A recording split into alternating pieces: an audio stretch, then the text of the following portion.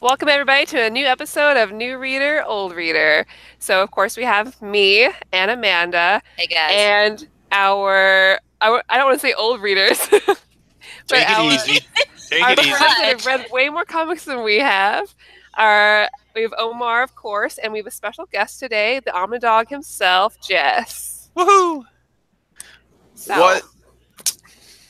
What are we okay. talking about today? All right, so today we are talking about Junji Ito's Uzumaki, also known as Spiral.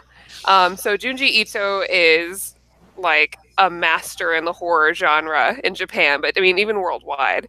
So whenever you look up Japanese horror, especially with manga, Junji Ito's name always comes up. And I always see his stuff even on like clothing items now. I mean, he's so famous.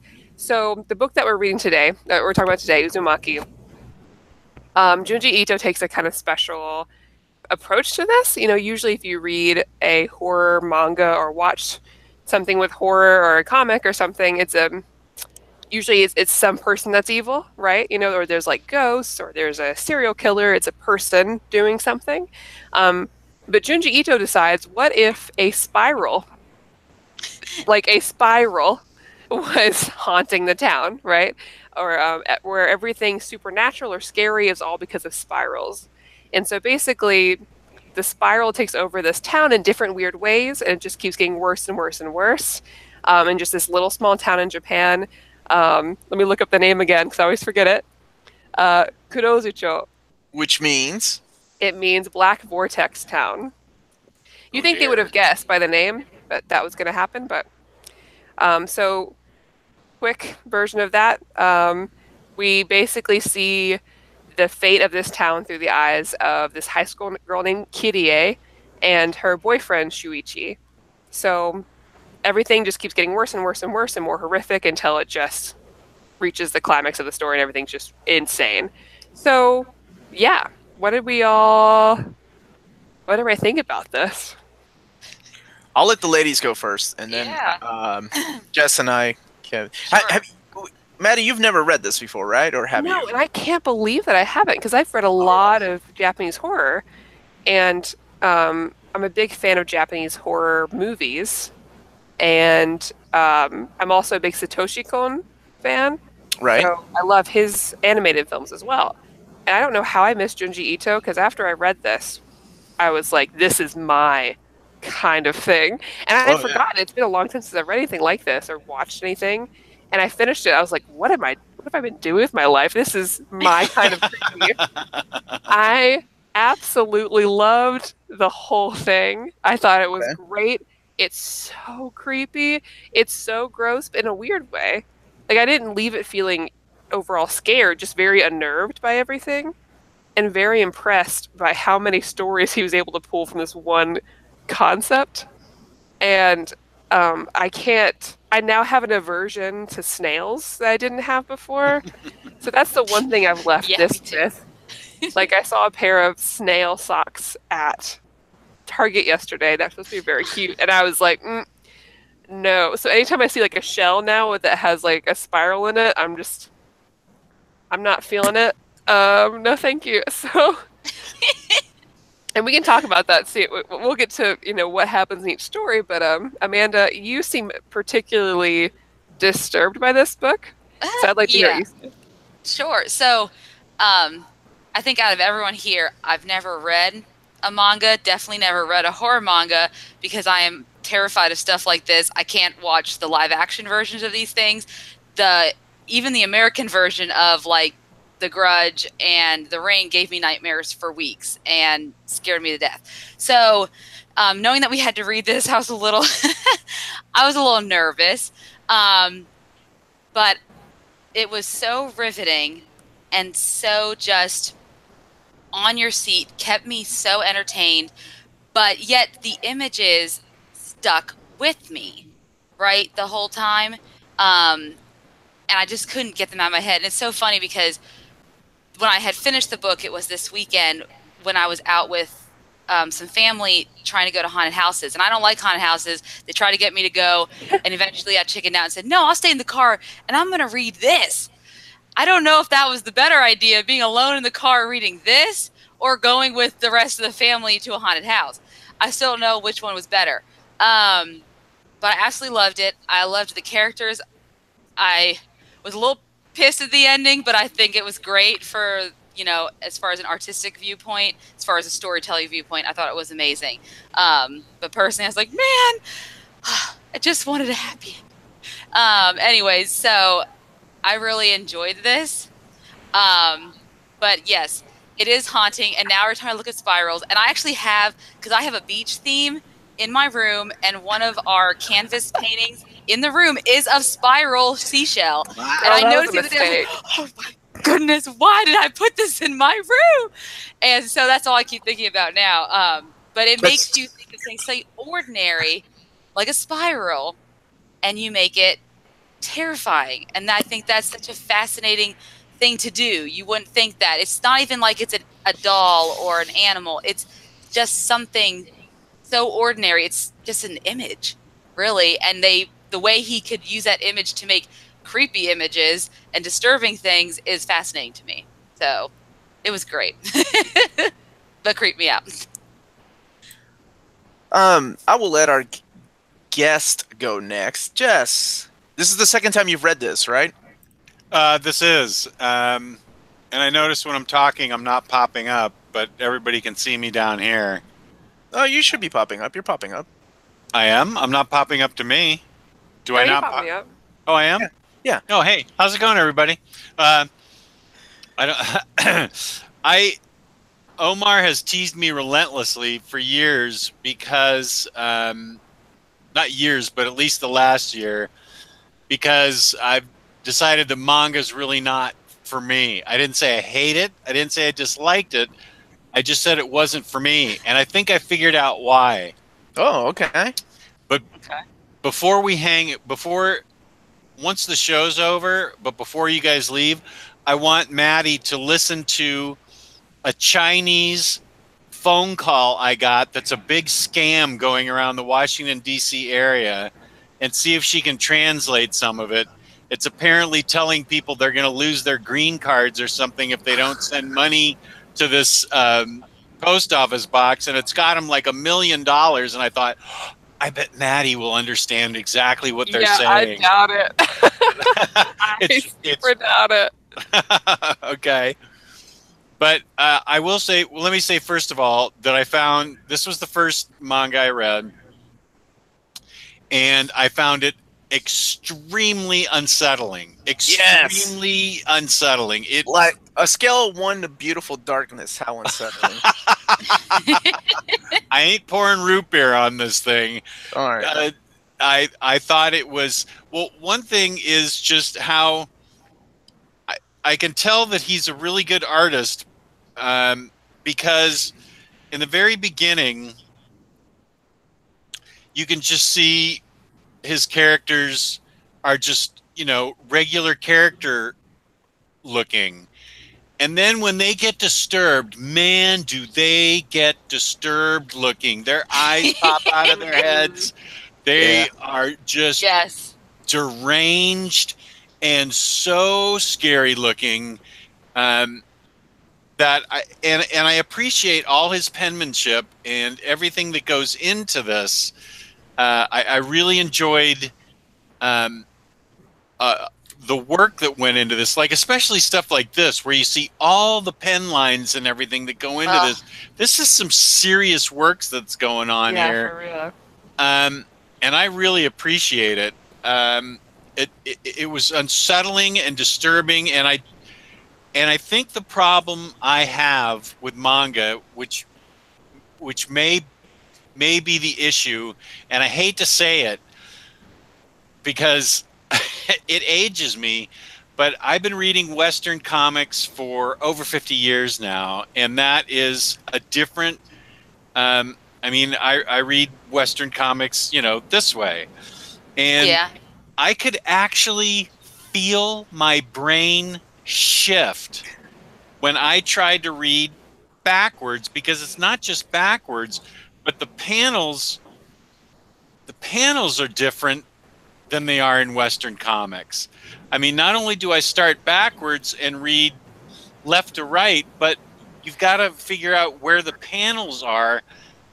And I think my brain has just become so used to Western comics.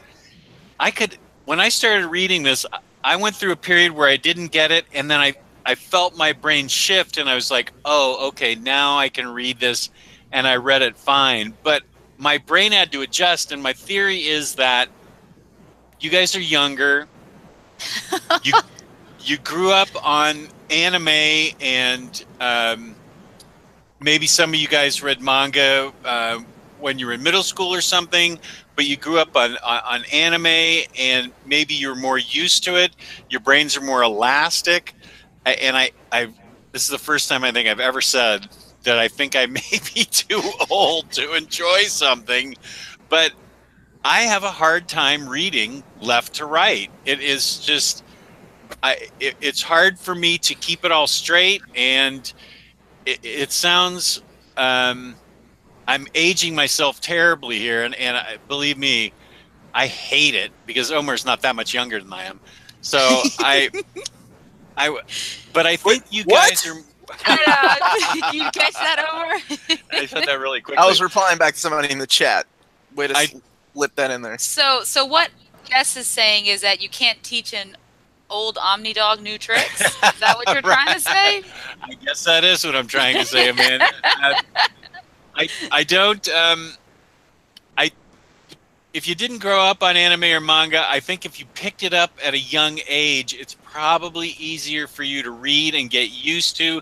Just like a foreign language is easier if you do it younger. If I were to try and learn a foreign language now, I couldn't do it. I mean, I can barely speak English anyway, and that's my theory as to why it's hard for me to read manga and why I can't get into it. That said, I was able to adjust to this and was completely freaked out by it. Yeah. I'm so glad you stuck with it because this one's disturbing. I love the imagery in this, and I can see what you're saying because back in the 80s and late 80s and early 90s, what a lot of the publishers were doing was doing the mirroring of manga to bring it over to America. That's why it would cost like $17 to $20 a volume instead of what became the standard of $9.99, because they were taking the images and actually mirroring them so you could read. Oh, you could read it Western style? So you could read it, yeah. However, the images were backwards, right? So the people that were left-handed were now right-handed and things like that. So a lot of purists hated that. So there's one particular manga that they actually cut the panels and pasted them onto a new page to make sure that they weren't mirrored imaged. And that was Blade of the Immortal. So that one can be read in the traditional American way of left to right, but the art is untouched. So that one's really cool and unique. So it's really my privilege to have read this again.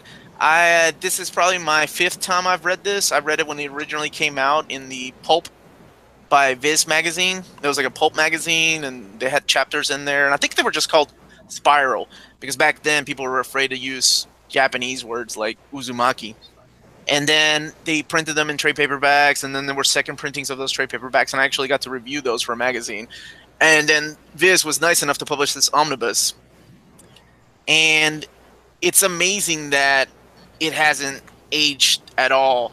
Like, I remember reading this chapter, and like I mentioned before, we started this, that this is probably, to me at least, his tamest work that I've read.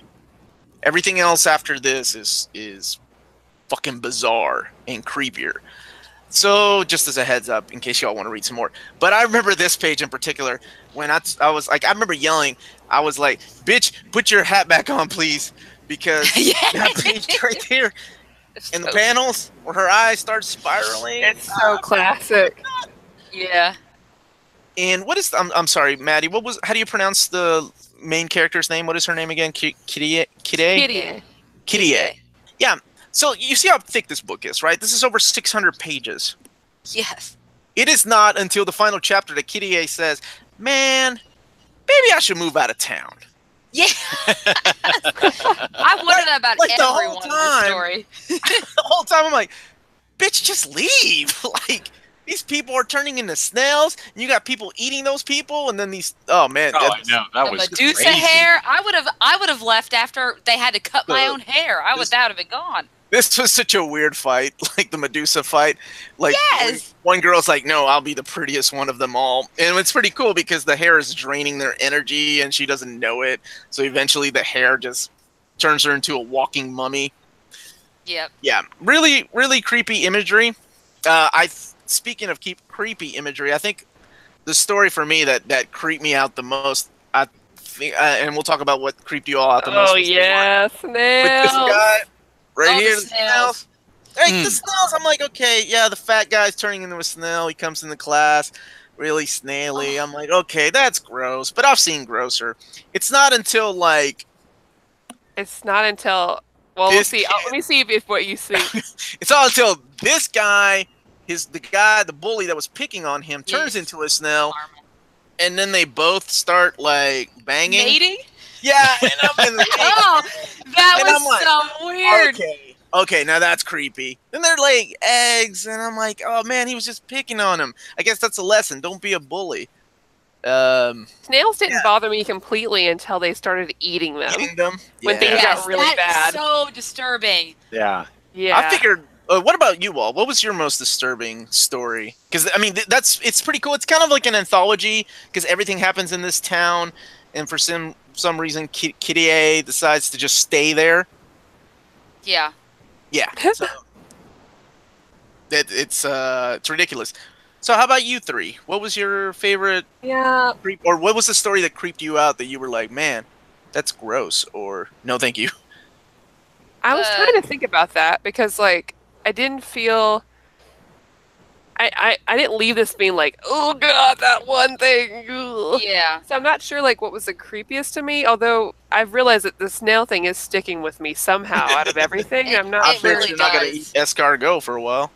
I think Yeah. it's because of the ending, honestly, is why. We'll get into that later, but it's the ending. One of the things that happens. That's why the snails stick with me. Because it, got to me.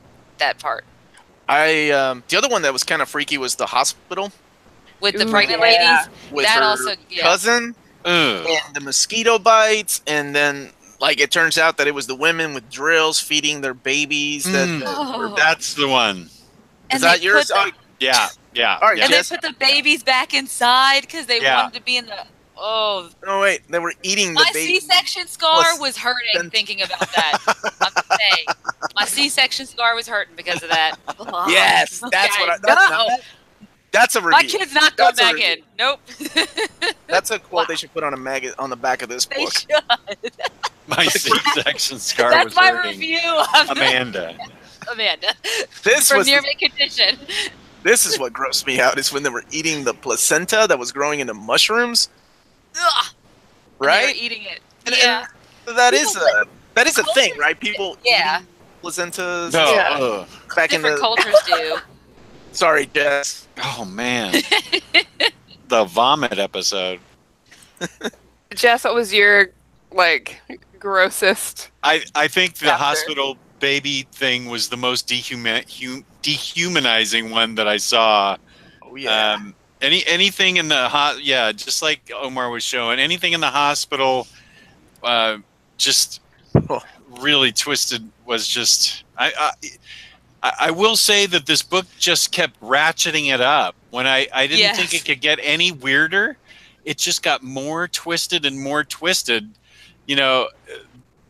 The bully mating with the other guy, and then they start eating the spirals, and it just kept going and going and getting more twisted and more twisted. And I don't know. I Yeah. think the hospital thing was probably the most twisted one to me too. Yeah. That But one was honestly, right in the beginning, right off the get-go with Shuichi's parents, that that was fairly disturbing too. The first picture you see of his father when he's in the tub, his body, that was right off the bat. I was like, "Oh, we are not Yeah. playing around." Oh yeah, he was human centipeding himself. Yes, and then his poor mother, and when they saw, like, as soon as you see that image of the chart, yes, that image right there, so disturbing. I'm sorry. As soon as I saw that, that's, and then you see that more and more as we go along because of the spiral city and when they're cramming everyone in there. But then his mother, when you saw the chart behind the doctor, I was like, no, do not tell me what they're going to do to his poor mother. Please do not tell me this is going to happen. Because I thought about your ear, and I was like, yes, the cochlea or whatever does look like a spiral. Do not tell me where this is going. I cannot take this. And we were just at the beginning of the book. Yeah. Yeah, so for everybody who's like watching this that hasn't read it, which I hope that you read it before you watch this. Yes, please. But each chapter has like, it focuses mostly on like one occurrence that keeps getting worse until it fruition, and then it ends and it's the next chapter. And each chapter, Kirie is like, this is kind of weird, but and then all the while her boyfriend Shuichi is like, that was my favorite part. Die. Yeah, he wants to get out of there right away. I think Maddie, you said it at the end of each chapter. She was like, "Yeah, I guess I was just dreaming." Yeah, basically. She or like something weird. And the hospital blew up with all the people in it, but I guess these things happen. Something like that. I'm like, what? You stupid bitch! Get the hell out of that town! Yeah. So we have our first chapter, Shuichi's dad. It basically, and it sets I feel like it sets the story so well.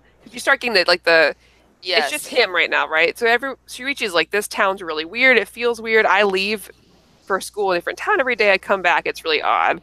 And then Shuichi's dad starts to get obsessed with spirals and more obsessed to the point where he's like collecting all the artwork. And then he stops collecting the artwork because now he realizes I can make my body a spiral. Yeah. And it ends with him in that gross tub. Ugh. And then his wife is like, he's calling me to join him. I can't see spirals cutting off her hair and her fingertips and then the jamming in the ear. And then just one after another after another. And his tongue spirals out. Yes, the tongue spiral. Everything about that. Ugh. And they stay. It's crazy, especially Shuichi. You would think Shuichi would just go ahead and leave because he knows it's really weird.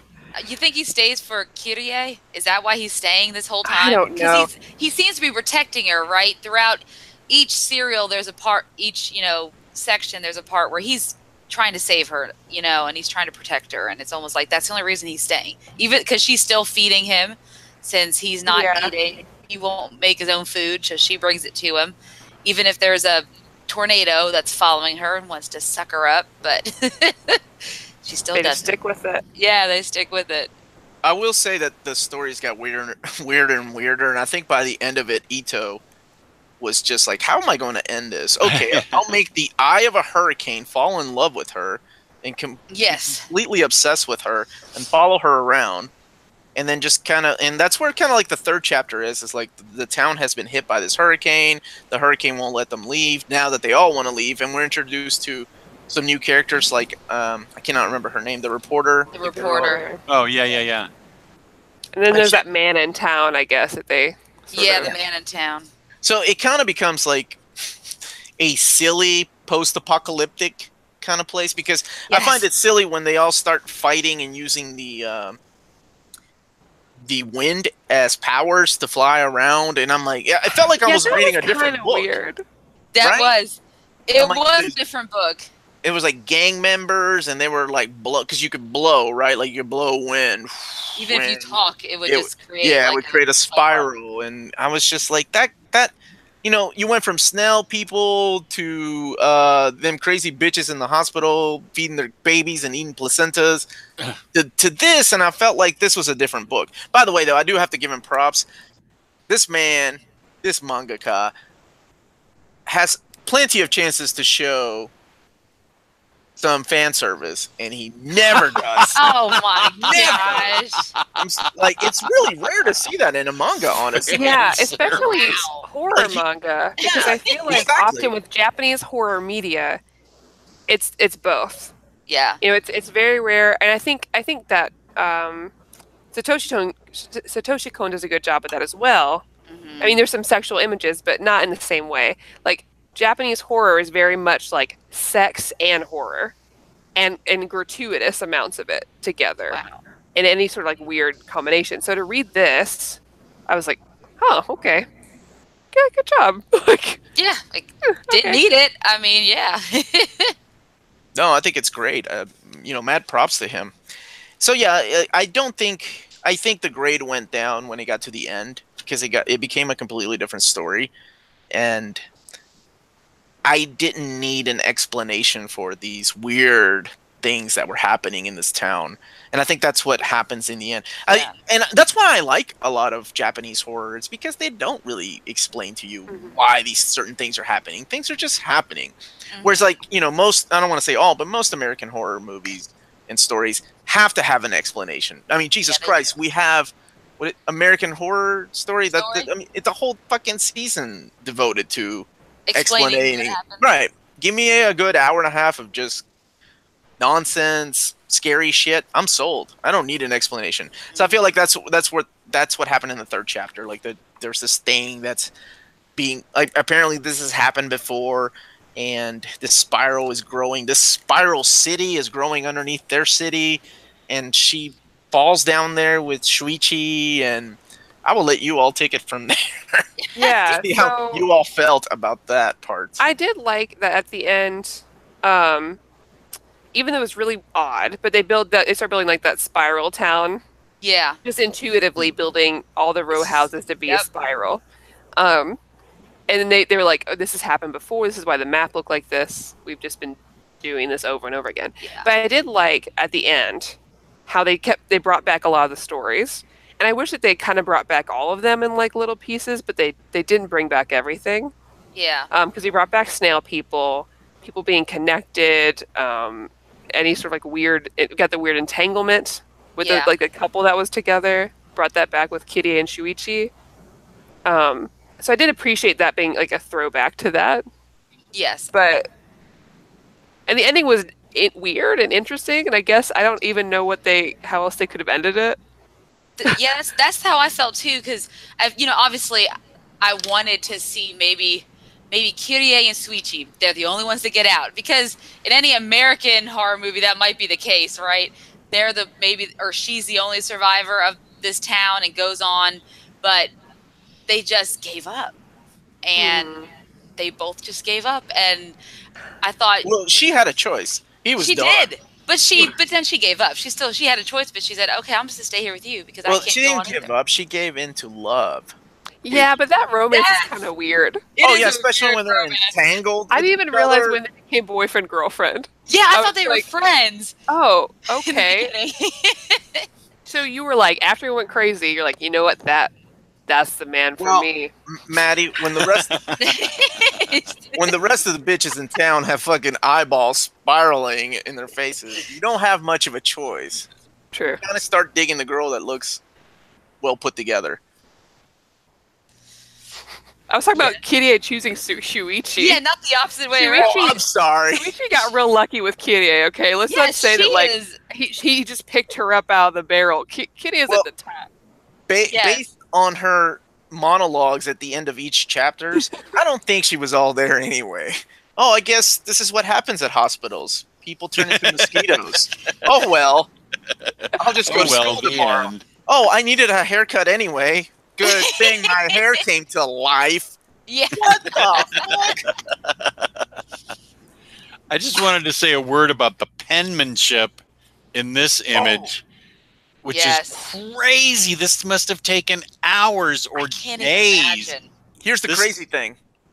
He did this book from 1998 to 1999. It took him a year to do this. That I believe. This story just this one? Yes. Like, it's crazy. The details on that page, on a lot of these pages, like the kimono, like even the details on the kimonos that people wear and stuff like that. I mean, I pay attention to this kind of stuff when it comes to like Berserk. Because that stuff is really detailed. Yeah. And I admire, because Miura takes 3 years to do some of these books, like 200 pages books. This guy took a year to do all 3 chapters in this, collected in here. I just wonder, after drawing so many spirals over and over again, if he started dreaming about spirals and saw spirals everywhere and saw the spiracle nature of things, or whatever the word is. I mean, you can't focus on something like that and just keep drawing it without probably losing it. Did you read his little afterword in the book? I don't think I did. I think I threw up after I finished the book. Well, there's little comics at the end about the author, and he talks about how he himself was also, while researching spirals, like just getting obsessed with spirals. Like he had I assume he wrote that as like his true story, but dreamt that he meant the master of spirals. And they learned the secret of the spiral. So I guess it's why they use them to hypnotize people, huh? Or yeah, that's a good point. I was going to say, I like lollipops the same. I like that in these collections they do collect everything that hasn't been published before, like this lost chapter of Galaxies. Galaxies. Really nothing to do with the rest of the story other than the characters. That's it. Like it's just another side story. Kind of like in the way that what was it, Geo, the fish one.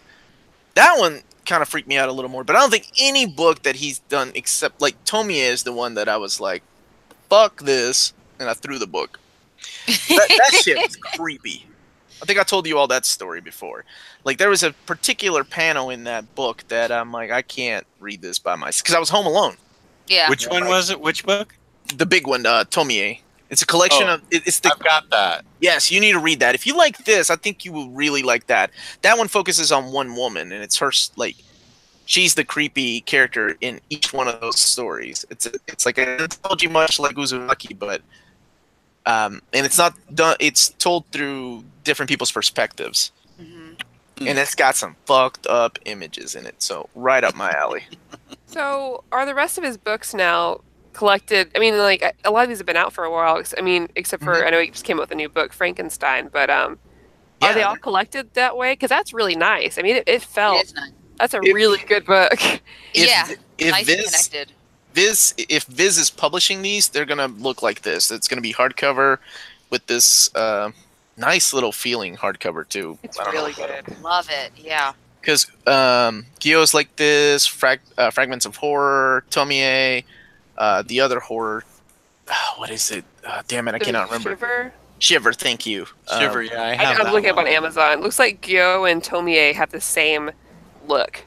They do. They look like this. And then Shiver and Frankenstein look similar to each other. Yeah, they have that color cover. Yeah. But honestly, I mean, if you're looking for something creepy to read, this is so cheap. Like, this is over 600 pages. And it is, I think, $17 on Amazon. On in-stock trades, it's about $16 to $17. Yeah, I think it's worth it. It's awesome. Even though it kind of fell for me a little bit on the third chapter, it's still a great read.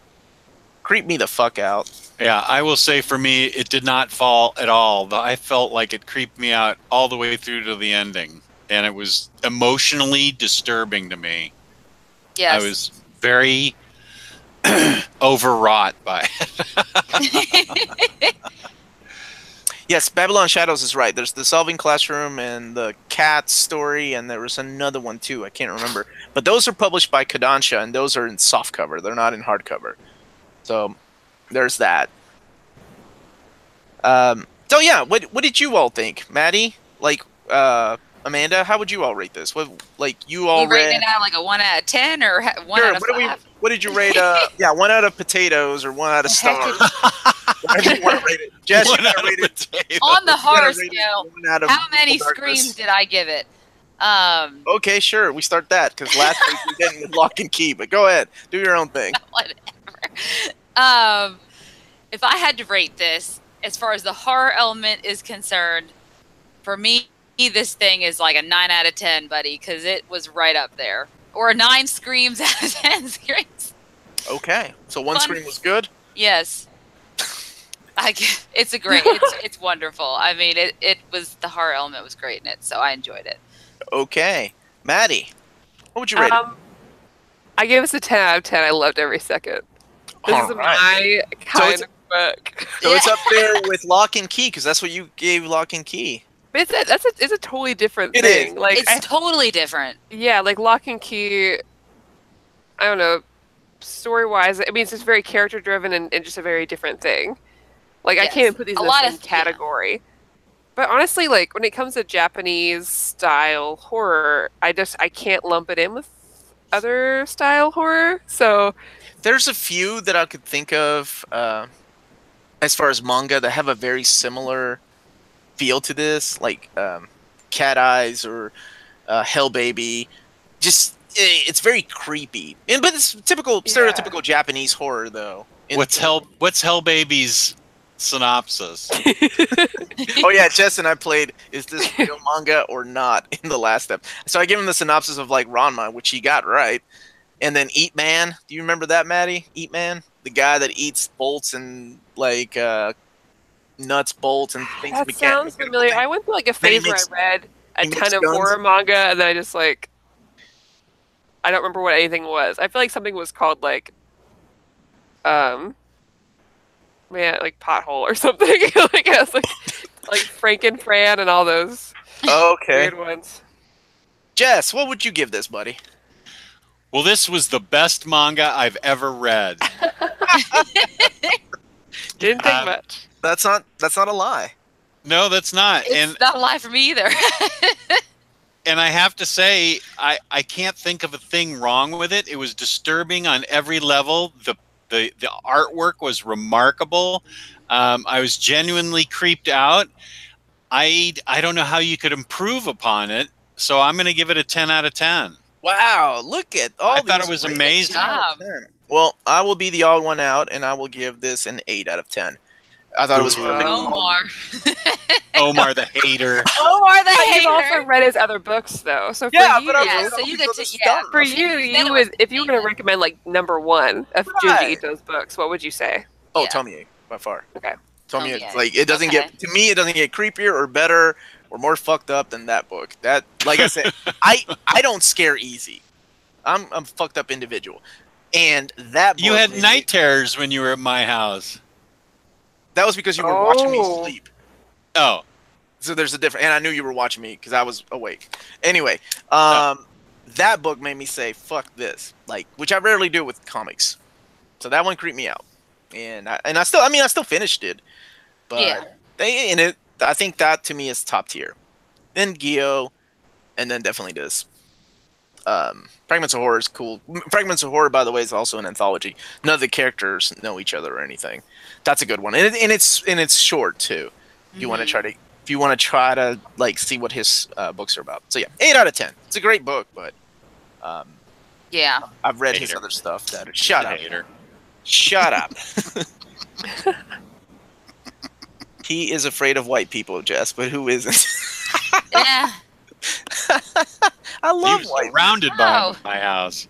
Look at Cycle. Cleveland is bringing in some like American literature over here. Yeah, I said the lottery. I was in the play. Lottery. Of the lottery. Were you really? I was. It was a competition piece. It was a competition piece. Oh, what a great story. Yes, Cycle Cleveland. I have read that because I was an English major in college. So guess what? You have to definitely read that at some point. Yeah. So, next we've got Rachel Rising. Right, yes, that's right. Rachel Rising. I'm excited about that. Ooh, I need to read that book too. That's a great one. Oh, it's so good. I haven't read that yet. I read it last week. I guess I need to like brush up on read it again. Yeah. I've been doing nothing but reading horror books for the whole month and making videos on them, and I'm a little bit burnt out on it. I need to wash my brain with some Rebirth or Harley Quinn or something and just give my there's brain a break. There's a perfect omnibus that just came out, Red Hood and the Outlaws, New 52. You want to pick that up? I've got it on my shelf.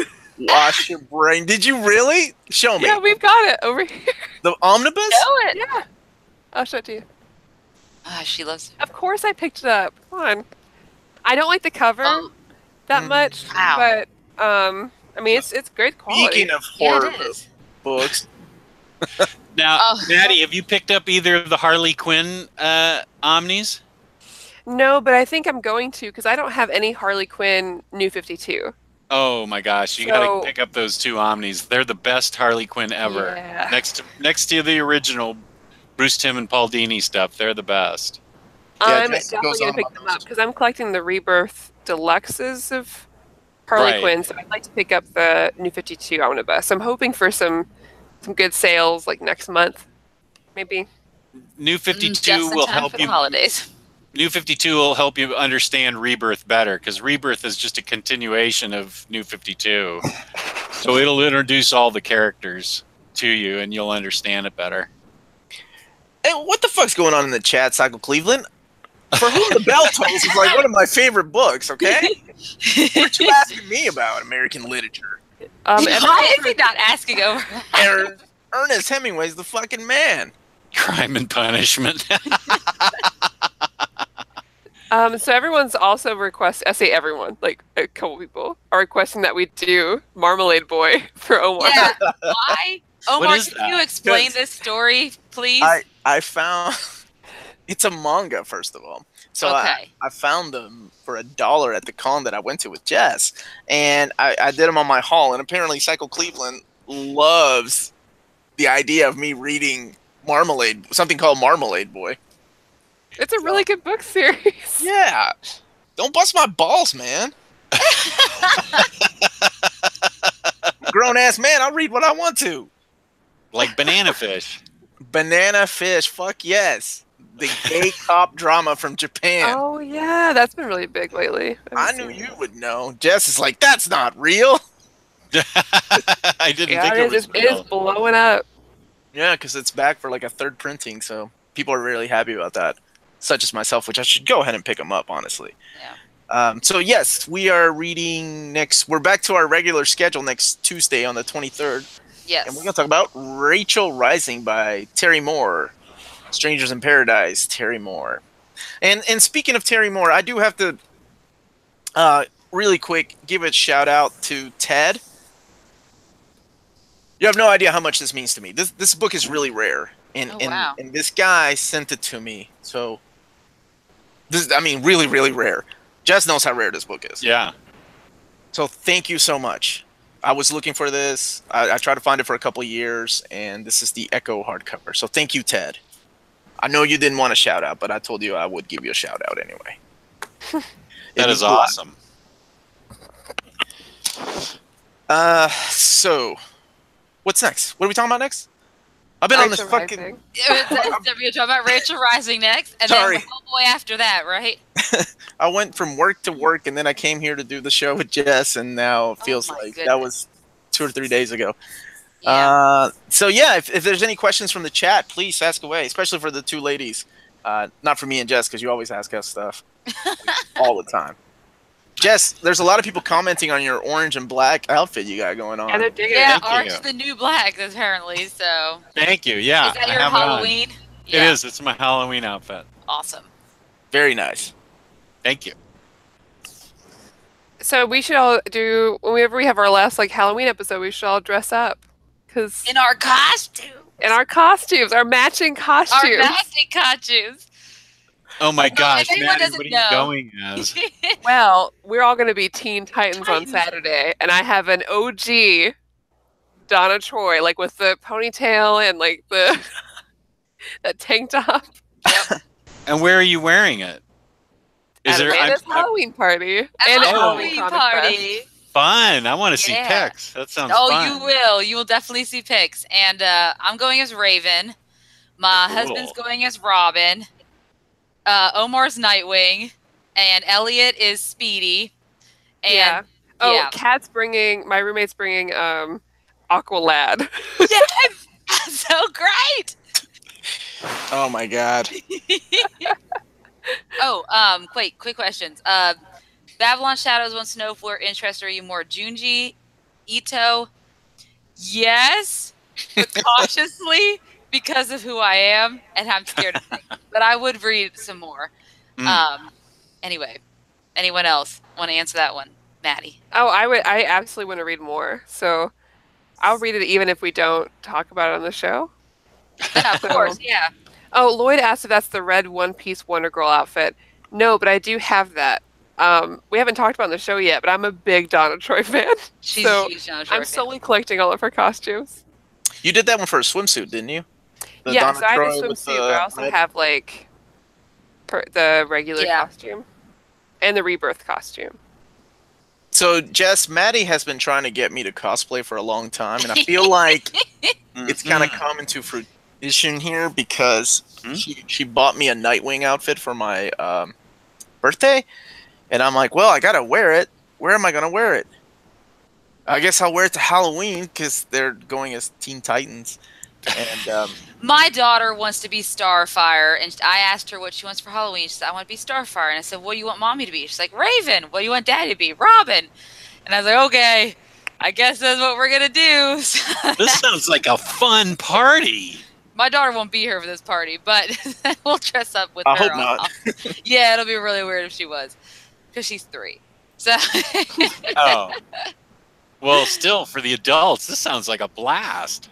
It should be a good time. Our Halloween parties over the years have been a lot of fun. It's the only time I get to cosplay. And by cosplay, I mean usually make myself into some kind of perverted outfit. Like, I am deeply sincere when I say I want to see pics of Omar as Nightwing. Oh, we will. With his dancing belt, the whole thing. We're doing it. And I already told them because Halloween Comic Fest is next Saturday. Oh and we've got like and we're 5 going to that too. comic book stores in town. And some of them are doing costume contests. And so I was like, guys, it's like a no-brainer. We have to go and do it anyways. Yes. Like, and is Omar going with you? Yes, he is. Yes. Yes. In his Nightwing costume. Maybe. I feel like after this, I can die happy. Once I see this, all my dreams will have come true. Once I see Omar dressed as Nightwing. True. And then someone had asked me if I had any embarrassing stories about Omar. That could be one of them, depending on how the costume goes. But yes, I have plenty of stories of Omar from the 10 years I've known him since I got together with his cousin. So most of them probably end with me passing out somewhere. Yeah, do they involve putting cranberry juice in his bourbon? She knows. Oh, yeah. Yes. He tried to get me to drink that. We went to Toronto together and hung out at the bar. He's like, just do bourbon and cranberry. There's no calories. And I was like, whatever. I was like, there's no calories. That sounds like some bullshit I would try to sell. Yeah, I was like, no, thank you.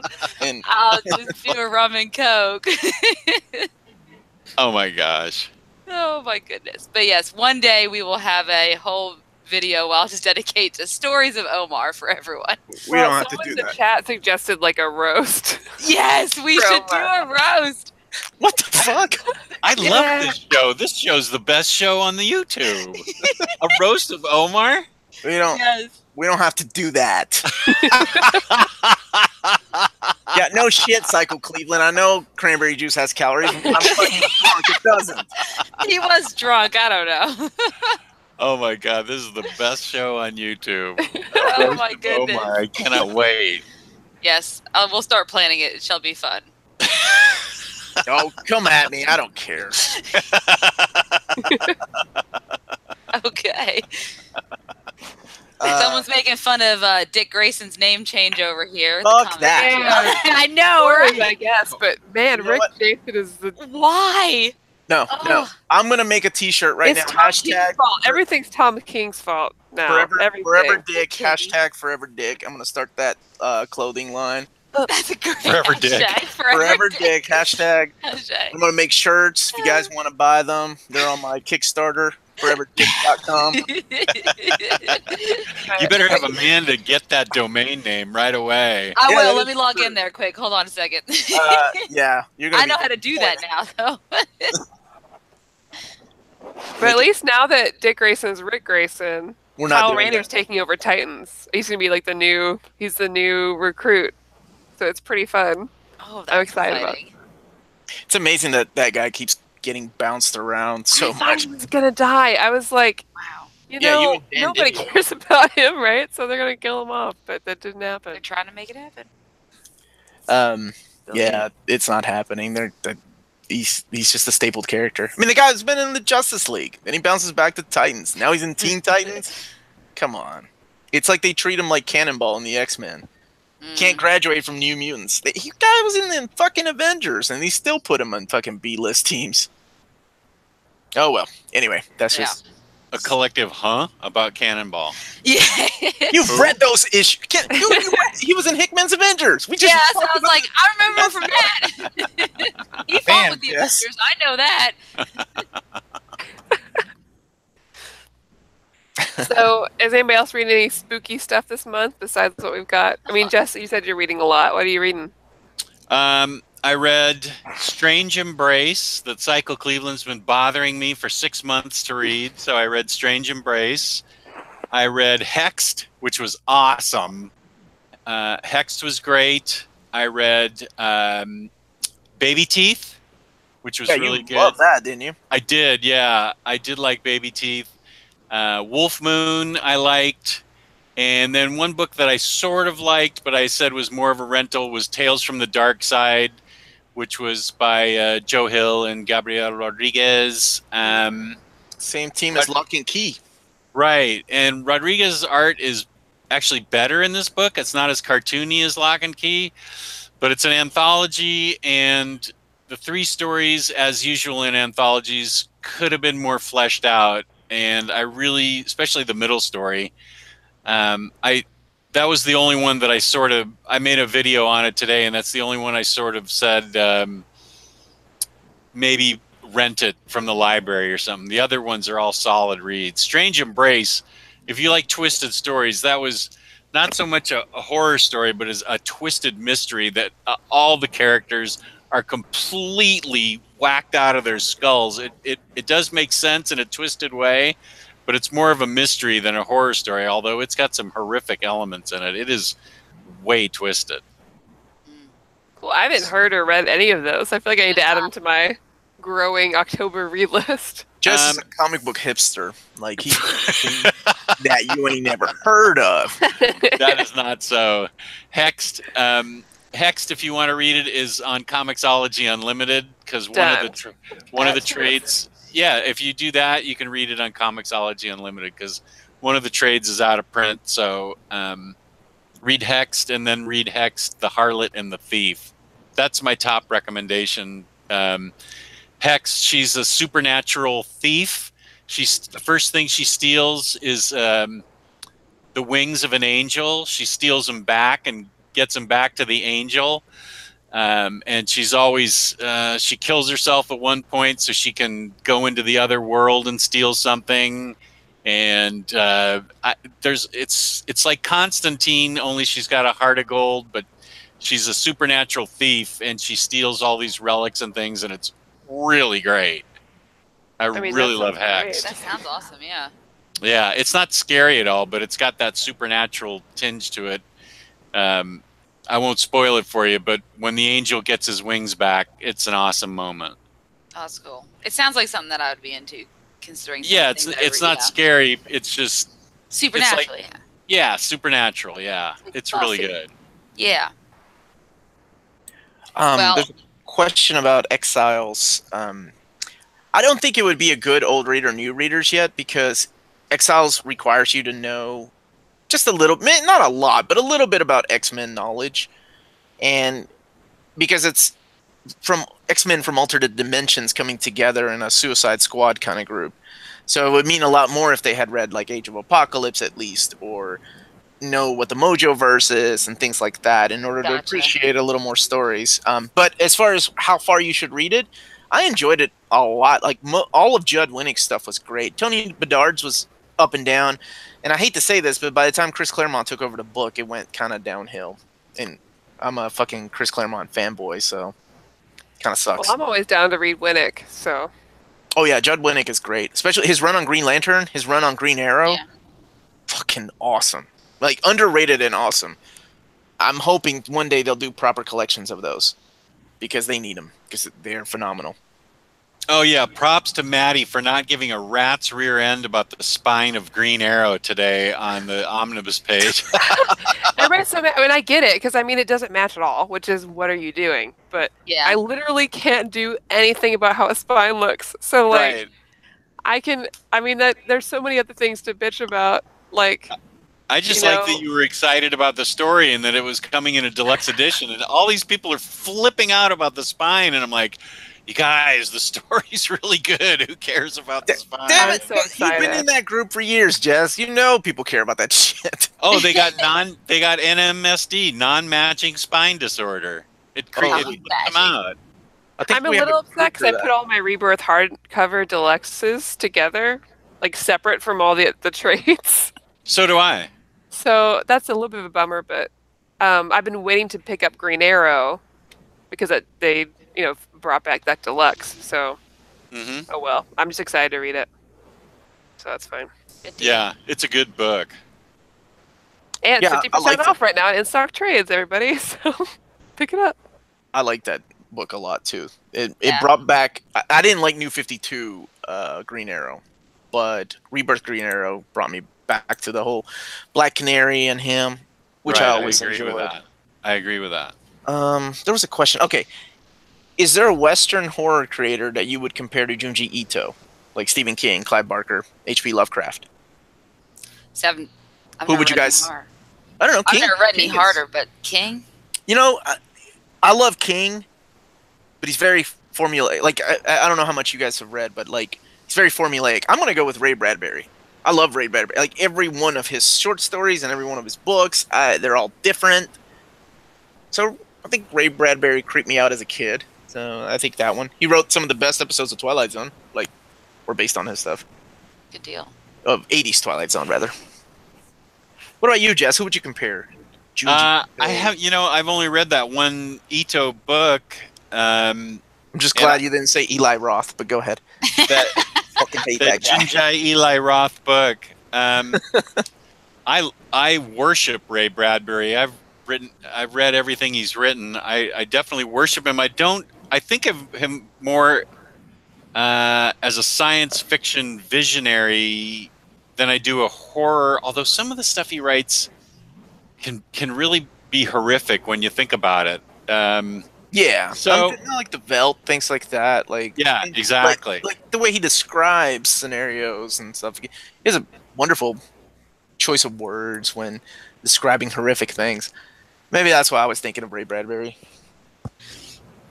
But yeah, I mean, don't get me wrong. I Yeah. love how formulaic that Stephen King is, but I still love his stuff. He writes some of the creepiest shit. What about you, Maddie? Have you read any horror stuff or like American horror? Well, I only started reading comics, like American comics, like the horror ones, like this month, really. I'm trying to think of like a different sort of American Western media that I can compare it to. And it's hard because stylistically, I can't think of Yeah. like stylistically and then the substance wise. Yeah, you're right. From what I understand from just this book, right? Because I haven't read the rest, but I assume the others are similar style overall.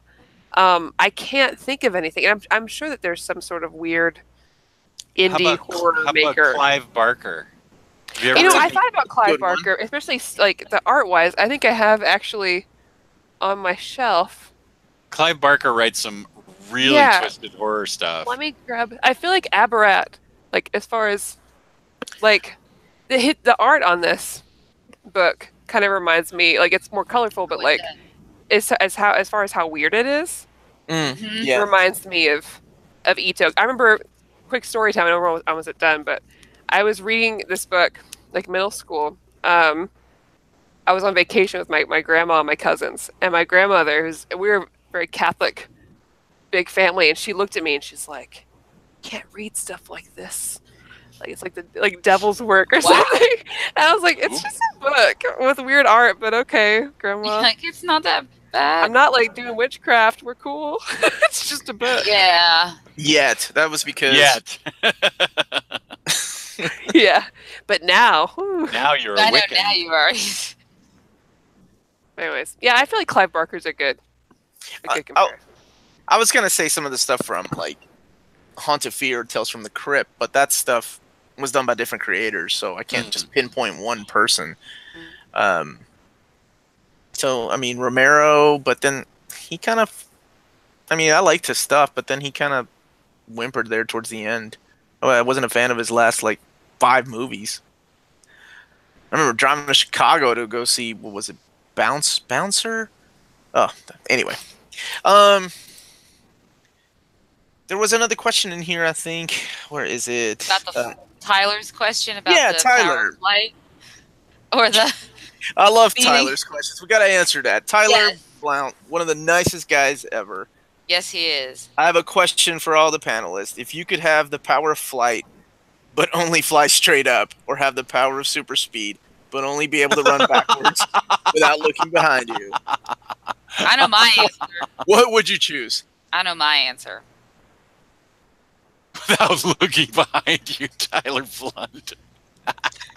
All right, Amanda, what's your answer? My answer would be the power of speed, because you'd eventually get good enough where you wouldn't need to look behind you, and running backwards does wonders for your ass, so I would do that. All right, wow. Well, I mean, Amanda sold it, so I'll take it.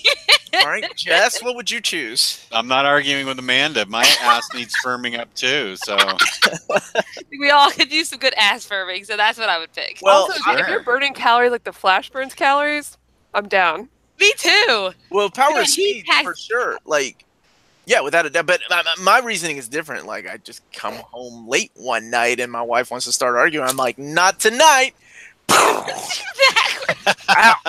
I may end up like running into a bus full of kids on accident, but coming home to that. You won't run into them. Oh my god. Your senses will pick it up. It'll be fine. All right.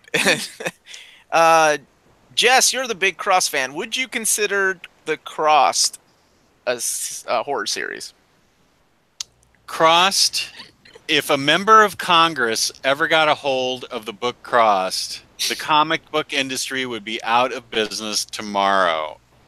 It is the most twisted, vile, disgusting, disturbing thing I've ever loved. I was going to say you love it, though. I do love it. It's so awful. I wouldn't recommend it to anyone. It's in a special box. It's in a special cardboard box that says "throw out upon my death," because I don't want my wife reading it. I want her to, or looking to see what I've read. That's a different box than the one that you're going to open and throw away, Omar. This is the box that I want her to just flat out throw away. I got you. Crossed is it is the ultimate horror because it seems so real that people would be so depraved down to their base instincts. It's so believable that people would be that depraved and act out their most evil, vile fantasies. So that's why it's so awful. But yeah, it's not on my shelves. You have to dig through several piles of boxes in the unfinished part of my basement to get it. Uh-oh. That's the is that Garth Ennis, right? Yeah. And then Alan Moore wrote some, and then I think Cy Spurrier wrote like a spin-off of it, and David Lapham wrote some of it. Wow, I had no idea I had that many creators behind it. Yeah, there's no fall off. They're all equally disgusting and great. I hate myself for loving it. Let's see. Yeah, sorry. But is it horror? Yeah, that's what someone asked. In Babylon? Yeah, it's horror. Okay, there you go. I say it's horror. Just in my think opinion. it's horror. All right. Well, then. Unless you think it's a treatise on the American psyche, I don't know. I think it's horror. It could still be both. Wish You Were Here is like BKV series of Crossed, and it's amazing. I haven't read that. Have you read that one? BKV wrote part of Crossed? No. It's Cycle Cleveland. He's saying, Wish You Were Here. Yeah, that's the Crossed little spinoff that he wrote. Okay. Cy Spurrier. Huh. Oh, torture porn. Yeah. Well, yeah. I mean, it could be that too. Yeah, that's what I was thinking the way you said it. That's what I thought too. Oh, yeah. You bust my balls about manga? Which I can't watch that stuff. So. Oh, that's all. I don't bust your balls. Oh, yeah. I need to introduce you to the wonderful works of Battle Royale, the manga. Oh man, I was thinking about that when I was thinking. That shit is torture porn. That is torture porn. I agree with you there. And this is one of those that you're like, man, I feel guilty about getting hard, but I really don't. This is really weird. Like, yeah, it's creepy. Let's see. What else is there in the chat? Well, I gotta say for Cycle Cleveland, I have no idea what the Lakers are gonna do because I don't follow basketball. Oh, And, wow! You actually acknowledge that. We usually ignore his. I mean, I don't know, guys. The Lakers. Maybe I predict NFL. I predict they'll finish at 500. Okay, there we go. I don't even know if that's a real score. Is that a score? That's a real number. 500%. They will win half their games and lose half their games. They will finish an even 500. They recruit anyone from the Kentucky Wildcats? We don't know. I don't know. That's about all I got. Sorry, guys. Three of us live in Kentucky, so all we hear about is Kentucky basketball. Yeah, if it's not related to Kentucky basketball, don't worry about it. Right now, Kentucky motherfuckers football. burning their couches when they win. Yeah. Yeah. So. All right. Well, since we're talking about basketball, maybe that's a good time to let it go. Since the Lakers are on. I hear my daughter's banging at the door. All right. So, Jess, thank you for joining us. Where can people find you, buddy? Thank you so much for inviting me. I am on YouTube on Omnidog's Vault. Omnidog's Vault. Okay. Maddie, thank you for joining us. Where else can people find you? Here. Not your address. Don't put your address. I was like, on this channel. Oh yeah, I actually also have another channel. Yes, so, and what is the name of that? Obviously, you can find me here, but you can also find me on the Bus Collectors Network. I am on a show every Sunday night at 8. It's a live show like this one called Fangirls Assemble with 2 other awesome ladies, and usually, sometimes, a guest also. So, check us out. Yes, yes, you should check them out, especially the last episode. If you haven't seen it, it's really good. Yep. Amanda. Yeah. Where can people find you? What's up, Omar? What? What? Damn, fam. Why are you treating me like that? All right. I can't. No. Where can you find me? Yeah, what are we reviewing this weekend for a movie? What are we doing? All right, guys. So this weekend we're reviewing Halloween. So Omar are going to be seeing it tomorrow, doing a review. Man. So invite me. I love Jamie Lee Curtis. I know. You do? I'm so upset. I love Halloween. Fine, I see how it is. We don't know if it's going to be good, man. We don't know. Of course it's going to be good. Jamie Lee Curtis is in it. Do you not remember Halloween Water? H2O? He was phenomenal. The best one? Horrible. I know none of you probably watched the short-lived Scream Queen series on. Of course I did, Amanda. Well, I don't even know any of you anymore. But she was great on that. She was phenomenal on that. So I had no idea you had such a crush on Jamie Lee Curtis. Neither did I. Yeah. Well, so does Omar. You just see some of the memes he sends about Jamie Lee Curtis. Oh yeah, she's super hot still. I don't care. Man, it's all about those legs. Anyway. Where the hell was I? I was signing us off. Thank you, everybody, for joining us. Don't forget to hit the like button, please. And catch us on next Tuesday, live at 8 p.m. Eastern Standard Time when we talk about Rachel Rising. And good night, everybody. Night, everyone. See you later.